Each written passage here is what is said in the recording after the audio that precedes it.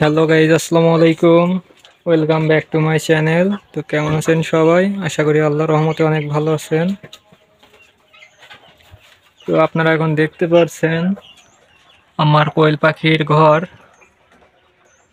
তো এখানে মূলত আমি আমার কোয়েল পাখিগুলো পালন করি। ঘরের স্পেসটা কিন্তু অনেক বড়, তো দেখতেই পারছেন।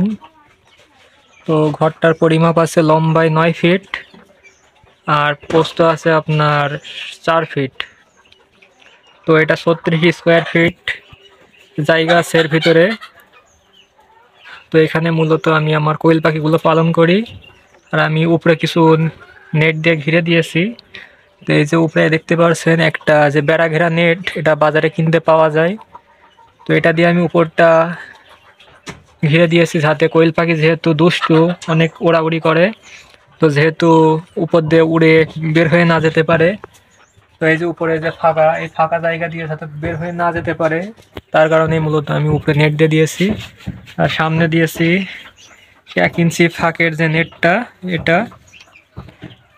তো এই হলো কোয়েল পাখির ঘরের ভিতরের অবস্থা। আর এই যে দেখুন বাইরে, তো বাইরে আমি 3 ইঞ্চি পাইপ কেটে 2 টুকরা করেছি, করে এই পাশ থেকে ওই পাশ পর্যন্ত দিয়ে দিয়েছি। দেখতে পারছেন ওই পাশ থেকে বরাবর এই পাশ পর্যন্ত। তো এটাই মূলত কোয়েল পাখির সেটআপ। দেখুন অনেক বড় ঘরটা। তো আমি এখানে একটা দৌড় করেছি, যখন পরবর্তীতে অনেক পাখি হবে তখন এই পাশে আর একটা দৌড় করব। তো এই জায়গাটা একটা দৌড় করব। তো এখন যেহেতু অল্প পাখি সেহেতু এখন একটাই দৌড় করেছি। তো আমার এইখানে 36 স্কোয়ার ফিট জায়গা আছে।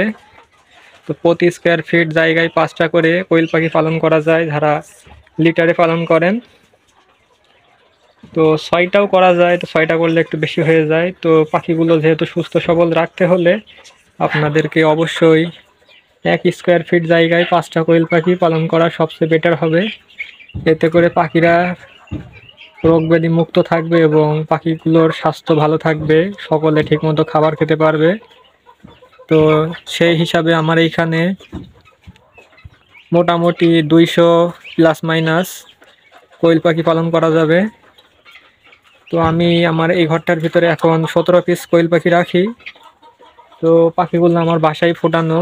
তো আমি এই যে এই 3টা পাখি, এদের ডিম সংগ্রহ করে আমার ইনকিউবেটরে ফুটাইছিলাম। তো আমার এই যে 3টা পাখি, তো মাঝখানে একটা পুরুষ, অর্থাৎ সাদাটা পুরুষ, আর এই 2টা মহিলা। তো আমার পাখি 2টা প্রতিদিন 2টা করে ডিম পারে। তো গতকালকেও 2টা ডিম পেড়েছে, আজকেও পারবে। তো এইভাবে আমি ডিম কালেকশন করে করে আমার ইনকিউবেটরে ফুটাইছিলাম। তো 17টা বাচ্চা উঠেছে। তো বাচ্চাগুলো এই যে, তো আমি যেহেতু, তো আমি আমার পাখির ঘরটা পরিষ্কার করলাম। তো ওদের লিটারটা দিয়েছি, মোটামুটি 15 দিন হয়ে গেছে।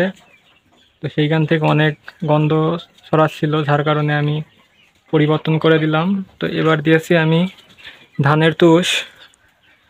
তো দেখতে পাচ্ছেন ধানের তুষ। তো কাঠের গুঁড়ো দেওয়ার ফলে ওদের এই খাবার পাত্রের ভিতরে কাঠের গুঁড়োই ভরে যায়। তারপর ওরা ওড়াউড়ি করে যখন, তখন আমি খাবার দিতে আসলে আমার নাকের ভিতরেও কাঠের গুঁড়ো যায়। এবং কি পাখিদেরও কাঠের গুঁড়ো না দেওয়াই ভালো, কারণ ওদেরও মানে ফুসফুসের সমস্যা হয়, যার কারণে আপনারা তুষ ব্যবহার করতে পারেন। তো আমার তুষগুলো তেমন একটা পরিষ্কার না, তো আমাদের বাসারই তুষ। তো আপনারা চাইলে বাজার থেকে ভালো ফ্রেশ তুষ কিনে কোয়েল পাখির লিটার হিসাবে ব্যবহার করতে পারেন। তো এতে পাখিগুলো সুস্থ থাকবে ইনশাআল্লাহ। তো আমি মূলত ঘরটা পরিষ্কার করার জন্য পাখিগুলো বের করেছি। আর যখন বের করেছি, আজকে ওদের বয়স 33 দিন। তো আমি 30 দিনে একবার মেল ফিমেল বাছাই করছিলাম। তো তখন আমি মোটামুটি 80% বুঝতে পারছিলাম যে 7 পিস মদ্দা বা মেল, বাকি 10 পিস ফিমেল। তো এখন আমি আবার একটু পরীক্ষা করব। তো এই ভিডিওর মাধ্যমে আপনাদেরকেও দেখাবো যে কিভাবে মেল ফিমেল আপনারা চিনবেন। তো কোয়েল পাখি মেল ফিমেল চেনা একদমই সহজ। তো প্রথমে আমি একটা পাখি ধরলাম। তো এই যে দেখতে পাচ্ছেন, এটা হলো মহিলা পাখি। তো সেটা কিভাবে চিনবেন, এদের গলার নিচেটা দেখলে আপনারা বুঝতে পারবেন। গলার নিচে সাদা সাদা কালো কালো মতো মানে ফুটফুট দেয়া। তো এই যে দেখুন অসংখ্য কালো ফোঁটা ফোঁটা দেয়া। তো এটা মূলত ফিমেল পাখি বা মহিলা পাখি। তো এই যে দেখুন পাখিটা এর উপরে রাখলাম। পাখিটা কিন্তু 33 দিনে অনেকটা বড় হয়ে গেছে। তো এটা যেহেতু ফিমেল পাখি সেহেতু আমি এটাকে এখন ওদের খাঁচার ভিতরে রেখে দেব। তো আরেকটা ধরি।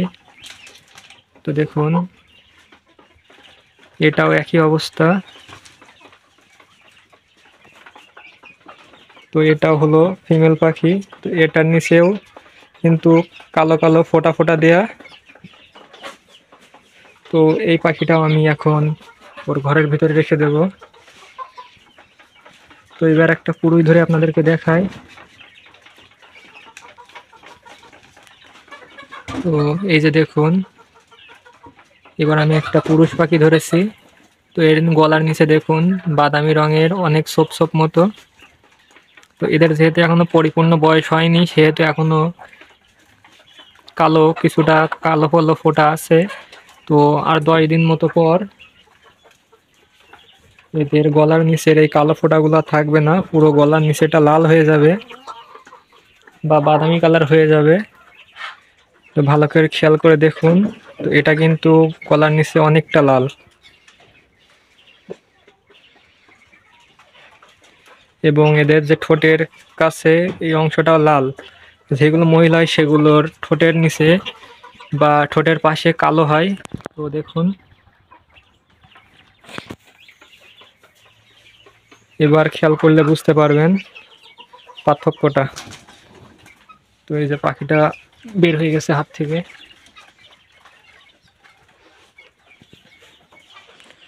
দেখুন স্ক্রিনের বাম পাশেরটা কিন্তু পুরুষ আর ডান পাশেরটা মহিলা। তো মহিলা পাখিটার বুকের নিচে দেখুন মানে বেশিরভাগ জায়গা কিন্তু সাদা এবং কালো কালো ছোপ ছোপ মতো। আর পুরুষ পাখিটার এটার গলার নিচে কিন্তু লাল এবং বাদামি মতো।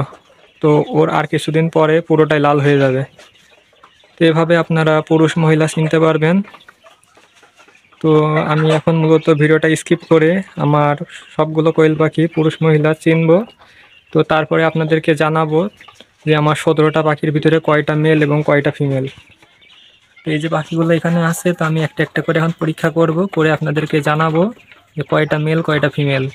তো সকলে ভিডিওটা ধৈর্য সহকারে দেখুন। আর আমার চ্যানেলে যারা নতুন তারা অবশ্যই চ্যানেলটা সাবস্ক্রাইব করে রাখুন। তো গাইজ আমার এইখানে 17 পিস পাখির মধ্যে টোটাল মেল আছে আপনার 6 পিস এবং বাকি 11 পিস ফিমেল। তো আমার পাখিগুলোর 33 দিন বয়স হয়ে গেছে। তো আশা করি আর 12 থেকে 13 দিনের ভিতরে ওরা ইনশাআল্লাহ ডিমে চলে আসবে। তো আমি ওদের পানির পাত্রটা চেঞ্জ করে একটু বড় পাত্র দিয়েছি যাতে ওরা পানি সবাই মিলে একসাথে খেতে পারে।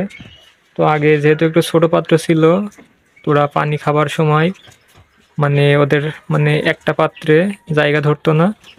তো আমি এখন বড় পাত্র দিয়ে দিয়েছি। তো পাখি এখন সবগুলো একসাথে রেখে দিয়েছি। তো যখন আমি মানে পাখিগুলো পূর্ণবয়স্ক হয়ে যাবে এবং একটু ওজন বেশি হবে তখন আমি 6টার মেলের ভিতর থেকে 3টা মেল খেয়ে নেব আর বাকি 3টা মেল আমি বিডার হিসেবে রেখে দিব আমার এখানে। তো সকলে আমার কোয়েল পাখিগুলোর জন্য দোয়া করবেন যেন পাখিগুলো খুব দ্রুত ডিম পারে। তো আর কোয়েল পাখির সেট আপটা কেমন হয়েছে সকলে জানাবেন। তো দেখুন পাখিগুলো তাওয়া মতো করছে, তো ওরা হাঁসড়াচ্ছে, তো মানে কি বলবো, গোসল করছে। তো এভাবে পরিষ্কার পরিচ্ছন্ন জায়গায় কোয়েল পাখি পালন করতে পারলে কোয়েল পাখির তেমন কোনো রোগ ব্যাধি হয় না। আর আমার যেহেতু খাঁচার সামনেই 100 ওয়াটের একটা বাল্ব জ্বলছে, তো খাঁচার ভিতরেও অনেকটা গরম, তো যার কারণে ওদের আল্লাহ রহমতে ঠান্ডা লাগেনি এখনো পর্যন্ত। তো সকলে ভালো থাকেন, সুস্থ থাকেন। আর কোয়েল পাখি অথবা খরগোশ রিলেটেড যে কোনো বিষয় জানার থাকলে আমার ইমো অথবা হোয়াটসঅ্যাপে নক করবেন। আমার ইমো অথবা হোয়াটসঅ্যাপ নাম্বার কমেন্টে পিন করা থাকবে এবং ডেসক্রিপশনেও দেওয়া থাকবে। সকলকে অসংখ্য ধন্যবাদ। আল্লাহ হাফেজ।